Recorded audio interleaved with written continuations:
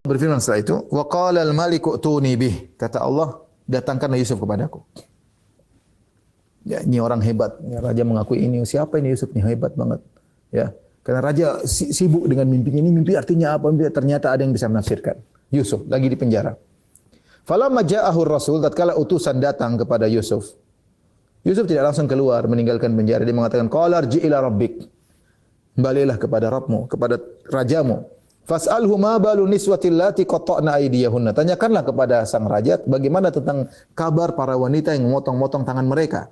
Inna rabbi bikaidihinna alim. Sungguhnya raja tahu tentang bagaimana makar yang mereka lakukan, ya. Atau sungguhnya Allah Subhanahu wa taala mengetahui tipu daya mereka. Inna rabbi maksudnya Allah mengetahui tipu daya mereka. Yusuf ketika dimuliakan oleh raja dan dia boleh keluar dari penjara. Dia mengambil ini kesempatan. Kalau dia keluar dari penjara, dia masih tertuduh, ya. Dia ingin kasus selesai. Dia tidak ingin keluar dalam kondisi tuduhan masih ditujukan kepada dia. Makanya dia bilang, saya tidak mau keluar.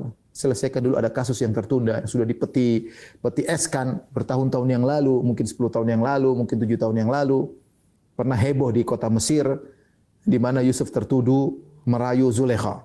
Yusuf tertuduh untuk merayu apa?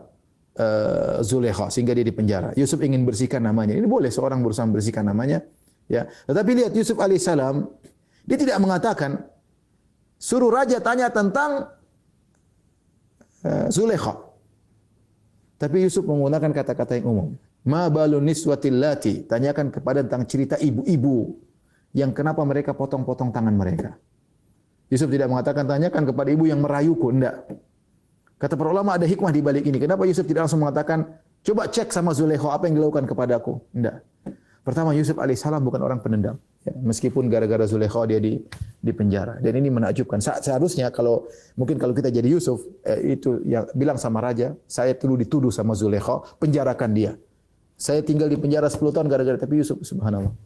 Itu kalau kondisi kita mungkin kita begitu, ya. Yusuf tidak. Dia tidak dendam kepada Zulekha. Bahkan dia tidak mengatakan suruh raja cek sama Zulekha. Tidak, dia bilang tanyakan kepada ibu-ibu. Ini pertama, maksudnya dia sangat pemaaf. Dia tidak fokus, dia yang penting bagi dia nama dia bersih, ya. Ada kesempatan untuk membersihkan nama, untuk klarifikasi.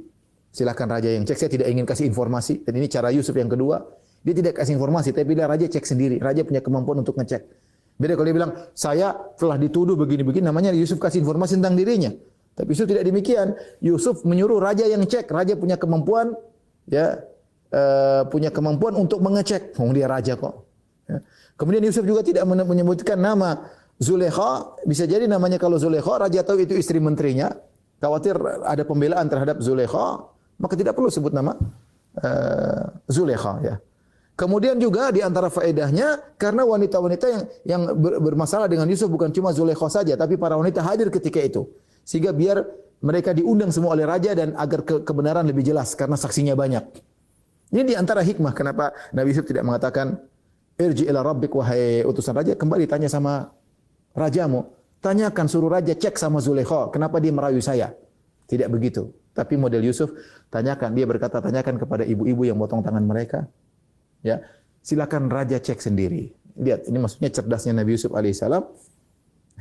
Jadi mungkin kalau saya bilang tadi kita beda, itu Zulekha yang telah merayu saya dipenjara, dizalimi. Tapi Yusuf alaihissalam tidak dendam sama Zulekha. Zulekha pernah berbuat baik sama dia, suaminya dia pernah tinggal sebagai pembantu atau budak tapi dibaikin oleh majikan, dan ini tidak luput dari benak Nabi Yusuf, dan dia pemaaf. Nabi Yusuf pemaaf, sangat super pemaaf.